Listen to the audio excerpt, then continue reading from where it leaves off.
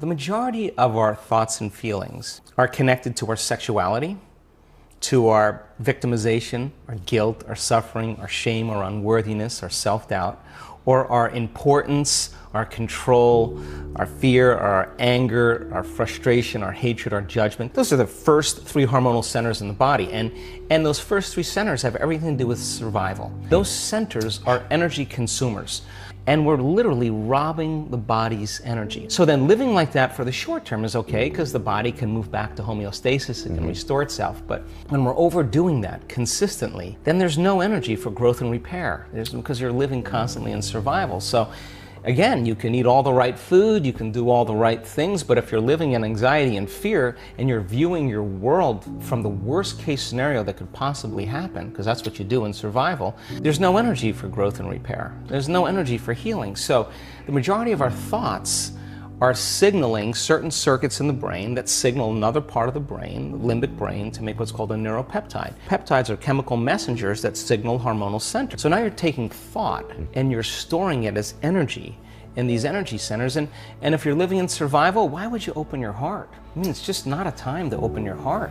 If you're getting chased by T-Rex, it's not a time to meditate. It's not a time to learn. It's not a time to connect. It's not a time to communicate. It's not a time to sit down and go within. It's not a time to be vulnerable. It's time to run, fight, or hide. Survival has been very adaptive because if you're being chased by T-Rex, you don't run up to T-Rex and say, "Oh, cute little dinosaur, let me pet you." That's not adaptive. Fear is adaptive. You run from the unknown. Run from challenges. So if you're living in survival, there's better chances of surviving if you run from the unknown. And by the way, when you're living in survival at the infinite potentials in the quantum field, you'll select the worst case scenario in your mind and you'll begin to emotionally prepare yourself for the worst case scenario because you have better chances of surviving if you prepare for the worst. So people spend their whole life thinking about the worst thing and emotionally embracing it. While you take a thought and an emotion or an image and an emotion, you're branding or conditioning your body into what? Anxiety, fear. So then you keep doing that over and over again, over and over again. The body becomes the mind of fear. And whether you think you can control it or not, you're gonna have a panic attack. Panic attack is the body saying, you've conditioned me this way. Try as you may with your conscious mind, control it. You programmed it subconsciously. Then you start worrying about the next panic attack, and it's that very anticipation keeps the person on the hamster wheel. So they don't believe in possibility when they're living in that state because in survival, it's not a time to create. All the blood flow is going to the hindbrain and away from the forebrain. There's no physiology really for a person to begin to create a new future. 70% of the time, people in the world are living anticipating the next moment based on their past moment. And so they're laying reality down moment by moment with the next known, the next predictable moment. And so the hormones of stress endorse the senses. Our senses become heightened when we're under stress and we become materialists. We narrow our focus on the danger. So then you're focusing on matter, you're focusing on the material world. And when you do that, you put all your attention, the arousal of the stress hormones puts all your attention on your body. If you're being chased by T-Rex, you better be paying attention to your body. When people start reaching this moment, my goodness, they're overcoming themselves. And now they're at that perfect place to create. And my definition of creation is when I forget about myself. That's when you're free. So some people can do it because they've practiced it. Other people can't get beyond the addiction of a certain emotion. That means their body is still their mind. So then if you're sitting in a meditation and your body's throwing the kitchen sink at you and saying that you're a loser, you're never gonna change, this is too hard, why don't you quit? And you're aware that that's your body doing that, and you say to your body, we're gonna sit here and we're gonna sit in this fire and I'm gonna keep applying the formula. Your brain starts running to all the emails you have to do and become aware of that, and you return back to the present moment and you tell the body it's no longer the mind, that you're the mind. Now your will is getting greater than that program and there's a liberation of energy. And every time you do that, that's a victory. You just wanna get up and you wanna quit and you go, oh, no, that's my body, bring it back. Now you're taming the animal. The body is the animal, and you're like a dog, you sit. And if you keep doing this, you're climbing on top, and the body finally acquiesces. It finally says, I'm not going anywhere. And then boom, there's this liberation of energy. What's the side effect? Joy. Person's heart just automatically opens up. Every time they do that, those victories add up. There's no such thing as a bad meditation, only overcoming yourself. And when you sit in the fire and you work with that, People say to me, why do you meditate every morning? I say, because if I can overcome myself in the morning, the rest of my day, it's easy. And so then all the chatter in your head, listen to all day long, that is called the default mode network in the brain. Research shows that shuts off. Not just shuts off during the meditation, it stays shut off for the rest of the day. So the critic in your head that's telling you this will never happen, you don't have enough time, there's no voice there. So you just have a clear flow where you're going, and you trust yourself more. When you start practicing creating that brain and heart coherence, you can believe in a future that you can't see or experience with your senses yet, but you've thought about enough times in your mind that it's actually, there's physical evidence in your brain to look like it's already happened. And you can begin to understand you can select a new potential in the quantum field and every day emotionally embrace that future reality to such a degree that your body begins to believe it's living in that future reality in the present moment. And you're signaling new genes and new ways to change your body to look like it's already happened. Now think about this. If there's physical evidence by thought alone in your brain and body to look like your wealth or your future has already happened, it's already happened. And you're already it. So it's not about your wealth. It's not about your health. It's not about your freedom. It's who you become. So then as you overcome, you become someone else. And so most people don't understand that the truth is that every time you overcome yourself a little bit more, the side effect is that you love yourself a little bit more.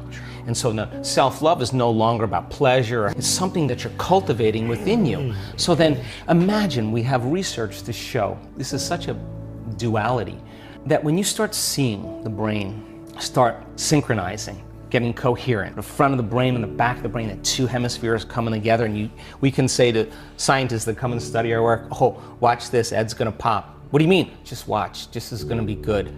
And all of a sudden you see this brain going into this kind of psychic union, the heart blows wide open, you see coherence going on, and you'll look around at that person, and there's tears running down their face.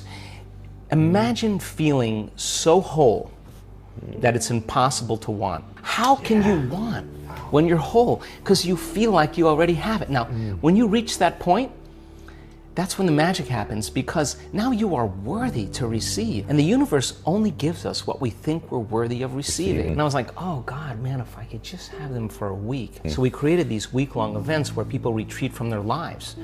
They remove the constant stimulation in their external environment that reminds them of who they think they are as a personality. They separate themselves from the people they know and the places they go and the things that they do at a certain amount of time in their routine, mundane life. So we'll bridge a little quantum physics, a little neuroscience, a little endocrinology, a little epigenetics, psychoneuroimmunology. Those are all sciences about possibility. And I now know that if you can give people sound scientific information, for me that's the language. And then if they can turn to the person next to them and explain it, you're not going to get off the hook. You can't explain it, it's not wired in your brain. But if you can build a model and explain it, you're installing the neurological hardware in your brain in preparation for the experience. So the more you understand what you're doing and why, the how gets easier because you can assign meaning to it. So then if I can set up the conditions and the environment and give them the proper instructions and push the envelope a little bit, and people who get their behaviors to match their intentions and their actions equal to their thoughts, they get their mind and body working together, they're gonna have a new experience. And the experience then is not only gonna enrich the philosophical circuits in their brain, because experience does that, but it's going to produce an emotion. So they're going to start feeling more unlimited. They're going to start feeling more free. Now they're teaching their body chemically to understand what their mind is intellectually understood. So if you've done it once, you should be able to do it again. If you can repeat it, you will neurochemically condition your mind and body to begin to work as one. In other words, the body will start to learn how to do it as well as the mind, and you won't have to consciously think about it any longer. So it gets easier, right? We follow that format, and the first couple days is that getting beyond your life, getting beyond your emotions. Everybody's got to do it, but if you just keep applying the formula, keep going, and I keep reminding you and keep building the model, I give them numerous opportunities to connect and numerous opportunities to overcome themselves. Sooner or later, you're just going to figure it out. It doesn't matter, you're just going to figure it out. And when you do, then we start seeing now these incredible transformations and changes. And it's like a 4-minute mile, because evidence is the loudest voice. It is the loudest voice. And so we've got all the brain scans, we've got all the heart rate measurements, we got great measurements on immune regulation, how you can strengthen your immune system by thought alone. We have great measurements on you could actually change your genes in 4 days, lengthen your telomeres, lengthen your life within 60 days, change your neurotransmitters, change the energy around your body, the energy centers of your body, and change all this stuff. That's the scientific evidence, but the evidence of people now is really the laboratory. What's the side effect of a person then who begins to make significant changes in just mastering that formula? Well, the side effect is a remission from a health condition. So we have seen not once, not twice, more than twice, blind people. One lady had a stroke on the optic nerve. A nurse, a lesion was on the optic nerve, and it created a blind spot in her visual field from 6 o'clock to 9 o'clock. She can't see anything there, and so she lost her license. She has her own company. She couldn't read emails, and sooner or later your brain accommodates a little bit, but not fully. She has great relationships with all the physicians, and they all said, yeah, you're gonna have to learn to live with it. She came to the event with the intention of learning how to live with her condition. And she went because she wanted to start a nonprofit to help people. It's just a certain point in the middle of the event, she was doing a walking meditation on the beach with 1,000 other people there, and it occurred to her that maybe she should think about healing her eyes. She went into the meditation in the same day, and she laid down after we finished the meditation, and she said it was like someone taking cellophane, crackling it in her head. She felt something going on inside her brain, and she was crying because she knew something spectacular was happening.